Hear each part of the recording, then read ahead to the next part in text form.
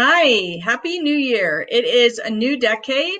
My name is Renee Sinning. I am a leadership and team engagement coach, and I am super excited about this next decade. I hope you are too. One thing I want to share with you is that I have a book coming out in the next, I'd say, 60 days. All goes as planned. And this is a book all about leadership, thinking like a CEO, and how to level up your leadership in this new decade. So I'm super excited about it. I'll be talking about bits and pieces from my book as these lives go, these videos continue on. And so as soon as that comes out, you will be the first to know. What I want to talk about today, everyone seems to be out there talking about goal setting. What are your big goals for the new decade and the new year? And all of that is super important.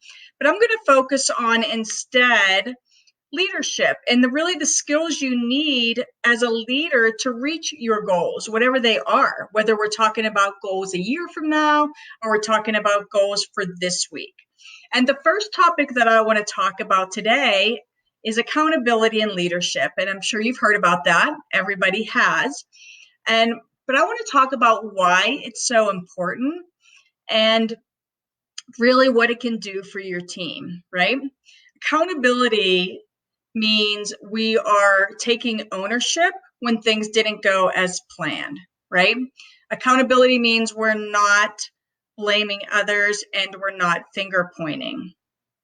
Accountability means we are open to hearing what other people have to say. When things didn't go as planned, instead of saying, oh, it's his fault, it's her fault, she didn't do this, she didn't do that, I didn't have enough time, whatever that reason is, when you are an accountable leader, you're open to hearing feedback or insight from others, recognizing that you can learn from each other, that it's a two-way street. Accountability is a two-way street. So by taking ownership, you're leading by example.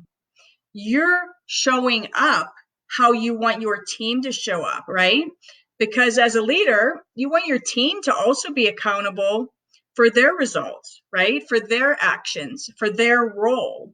And so when you take ownership for the big picture, whatever, maybe a project didn't go as planned, maybe the numbers weren't met. So even if you have people coming down on you, when you take ownership and take accountability as the lead, you are leading by example. And what happens there is that builds trust among your team. They're going to look at you and they're going to trust that, hey, if he's showing up this way and he's taking ownership, I can come to him for things. We can probably communicate, and I can do the same thing. When you spend time pointing fingers and blaming others, that is the opposite of cohesion, right? No one wants to be blamed. Even if they're wrong or made a mistake, there's other ways to do it.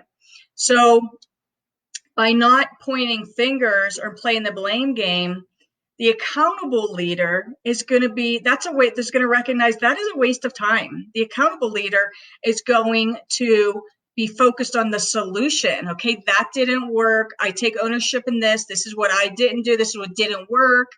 And there are going to be, what can we do to fix it? The accountable leader is not wasting time with that finger pointing and blame game, because they recognize that breeds discontent and anger and the opposite of cohesion, just lack of engagement, right? So accountability is going to build trust. It's going to improve communication. When you are able to look at your team and say, hey, this didn't work, I made a mistake, what do you guys think? You are telling your team, number one, I'm not perfect. You're humanizing yourself. So they're not going to have you on a pedestal, which is really important for communication. When you're willing to listen to their insight, you're telling them that I value what you have to say. I'm not perfect, and that's okay. Taking accountability as a leader, it's not easy. It's not natural. It can be very humbling. It can be hard.